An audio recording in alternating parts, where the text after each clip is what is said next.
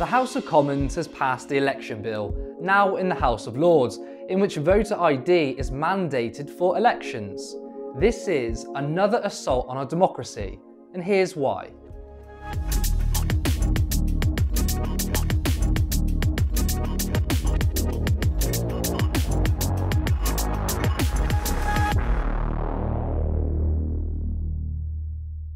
On Monday evening, MPs voted in favour of the Elections Bill by 325 to 234. Within the bill, the government mandates the use of photo ID in order to vote in elections. This is a tactic taken from the US for the government to cling to power, one that the Republican Party pushed for decades. Many US states currently require photo ID to vote.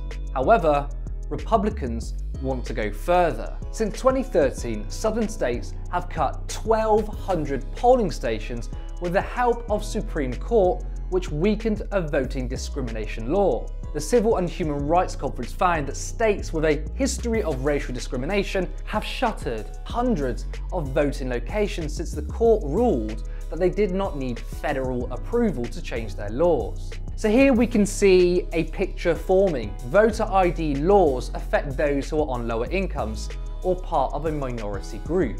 Why do this? Simply put, higher turnout affects the Conservatives negatively, and those from a lower socio-economic background are more likely to vote Labour. But how does voter ID affect those who are poorer, you ask? Passports cost money, driving licenses cost money. For many, there are those who can't afford holidays abroad, so why would they have a passport? Driving is expensive, factor in learning to drive, buying and maintaining the car, and of course, the ridiculous cost of insurance.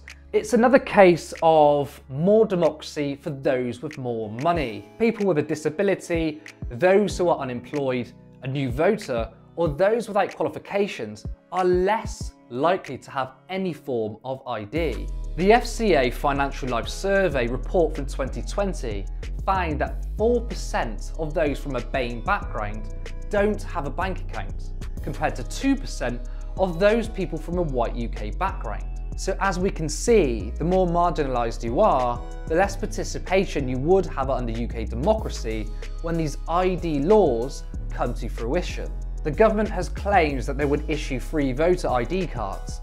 The issue we find ourselves in is that the government would need to successfully issue one to every single person in this country. That's not guaranteed. This means that people may still have to pay for traditional forms of ID. It's still another barrier to voting and something that is not necessary. How can the government justify themselves? Well, in the same way the US does. Voter fraud. I'm not going to beat around the bush. The excuse of voter fraud is complete baloney. In the 2019 general election, voter fraud is virtually non-existent with only 33 allegations. That's 33 out of 58 million votes. Voter fraud makes absolutely zero difference to election outcomes. What's more, these plans set to cost a whopping £40 million over a decade, or £20 million per election if you will. It's money worth spending for the Tories if the working class, the poor and minorities are shut out of elections, solidifying their grip on power. If they cared about democracy, why would they not extend the vote to 16 and 17-year-olds rather than actively voting against it? Unsurprisingly, the young don't vote Tory. At its heart, this is a civil liberties issue. In a society in which wealth and power grants you more access and democracy is fading away, the last thing we should be doing is adding more barriers for voters. The threat to our democracy is not the tiny handful of people who attempt to engage in voter fraud. It is the capture of our elected representatives by business and the super rich who buy their way to access our ministers and government contracts. Money knows no bounds, and this is another way of disenfranchisement, of smashing up what little democracy we have left.